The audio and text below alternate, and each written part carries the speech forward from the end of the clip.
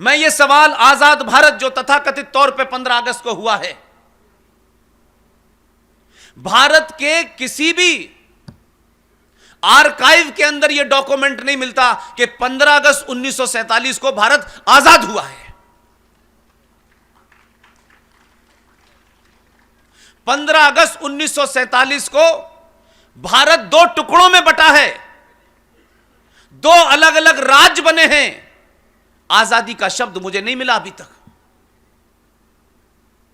लेकिन मेरा गुस्सा और मेरी तकलीफ यह है कि जो मुझे पढ़ाया गया, जो मुझे बताया गया, उसमें इतना झूठ क्यों बोला गया भाई।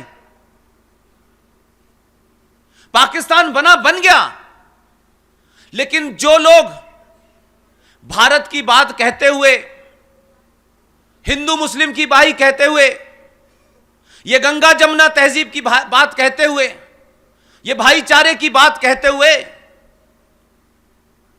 इतने बेईमान क्यों थे। अगर दम था, ताकत थी, ईमानदार थे, अगर मुसल्लत ईमान था तुम्हारा, तो जो मन में था वो कहने की हिम्मत तो बताते।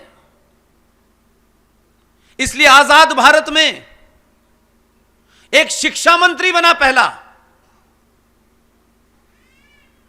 और उस आदमी को इस देश ने अल्ट्रा सेकुलर माना। यह बहुत राष्ट्रवादी आदमी है भाई, इसको हमें मान लेना चाहिए। लेकिन भारत के पहले शिक्षा मंत्री मौलाना आजाद की पोल इस देश में कोई खोलना नहीं चाहता, क्योंकि सवाल उठाएंगे तो आप पॉलिटिकली इनकरेक्ट हो जाएंगे। लेकिन मैं उस जगह पैदा हुआ हूं जहां मुझे इनकरेक्ट बात कहने की आदत है।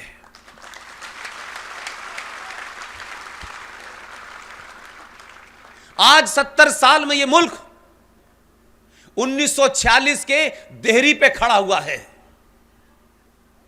और हमारे समाज को भूलने की बीमारी है। राजस्थान में बहुत सारी गौशाला हैं, गौशाला की चर्चा भी होती है, बहुत सारे संत बड़ी ईमानदारी से काम भी कर रहे हैं। लेकिन अपने 25 साल के इस कैरियर में एक घटना दिल्ली में घटी जो मुझे तक नहीं पता थी मुझे, लेकिन मेरे अंदर एक बहुत गलत आदत है। हमारे यहां यह कहा जाता है कि झूठे को घर तक छोड़ के आना चाहिए, ऐसा ना हो बीच में से फिर आ जाए। गो रक्षा के लिए आजाद भारत में 1966 के अंदर इंदिरा गांधी के प्रधानमंत्री होते हुए गुलजारी लाल नंदा गृह मंत्री थे। आजाद भारत में दिल्ली के अंदर पहली बार फौज को तलब किया गया,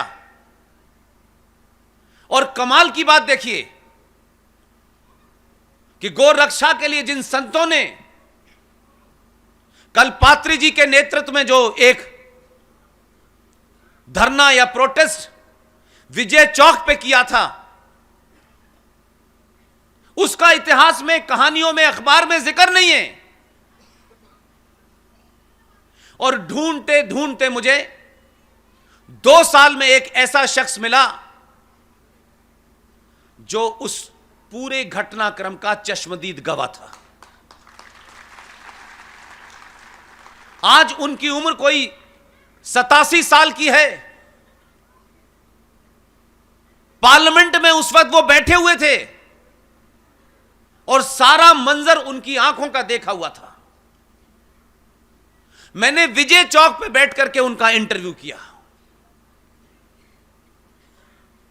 इतनी बातें आपसे छुपाई गई। उनका नाम है मनमोहन शर्मा। उन्हीं ने मुझे यह बात बताई कि उस वक्त संत और ऐसी तमाम हमारी बहनें छोटे छोटे बच्चों के साथ, जिनके हाथ में न कोई कंकड़ था, न डंडा था, न लठिया थी, विजय चौक के प्रदर्शन पर आज लोग छोटी छोटी बात को इतना बड़ा बताते हैं। 2 लोग मारे जाते हैं तो कहा जाता है यह जलियांवाला बाग हो गया है। आजाद भारत में सरकार के निर्देशन में, प्रधानमंत्री की देखरेख में, फौज ने, और यहां तक कहा गया कि इस पूरे धरना प्रदर्शन को रोकने के लिए हमें दिल्ली पुलिस को लगाना है। सत्ता के लोगों को इस बात की सूचना मिल गई थी कि अगर दिल्ली पुलिस को हमने लगाया तो हो सकता है दिल्ली पुलिस सरकार का ऑर्डर मानने से मना कर दे। लेकिन सत्ता पे बैठे रहने की जो एक बीमारी है हमारे राष्ट्र में, उस वक्त के सत्ताधीशों ने कश्मीर मिलिशिया को बुलाया गया, स्पेशल पुलिस आई दिल्ली में। आज से पहले और उसके बाद ऐसी मिसाल नहीं मिलती। और जो लोग सत्याग्रह कर रहे थे, विजय चौक उस जमाने में 66 के अंदर भारत की जो पार्लियामेंट है उसके दरवाजे तक जाने का अधिकार था।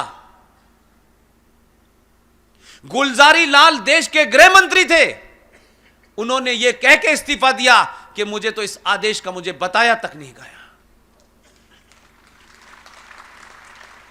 बगैर किसी से पूछे पहले से तैयारी थी। और ये साधु संत बिना बताए नहीं विजय चौक पहुंचे थे। 2 साल पहले इन्हीं साधु संतों ने इंदिरा गांधी से बातचीत की थी। इंदिरा गांधी ने उनको भरोसा दिलाया था कि मैं सत्ता में रहूंगी तो सबसे पहले गो हत्या के ऊपर बैन लगाऊंगी। उनका बैन लगाने का इरादा शायद नहीं था। संतों ने निवेदन किया और उसी निवेदन करते हुए हजारों की तादाद में संत विजय चौक पे गए थे दिल्ली में, जहां दिल्ली की देश की सत्ता बैठती है।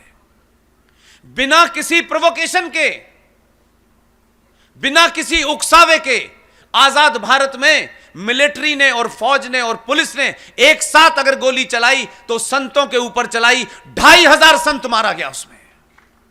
छोटे छोटे मुंह हुए बच्चे मारे गए उसमें, औरतें मारी गईं। उस चश्मदीद गवाह आज भी जीवित हैं, वो दिल्ली में हैं। आपको ताज्जुब होगा, फौज के ट्रक्स में डेड बॉडीज गई हरियाणा में, कहीं जाकर के उनको फेंक दिया गया। इंस्ट्रक्शन दिए गए मीडिया को कि सिर्फ यह खबर छापनी है, 5 से ज्यादा लोग नहीं मरे हैं।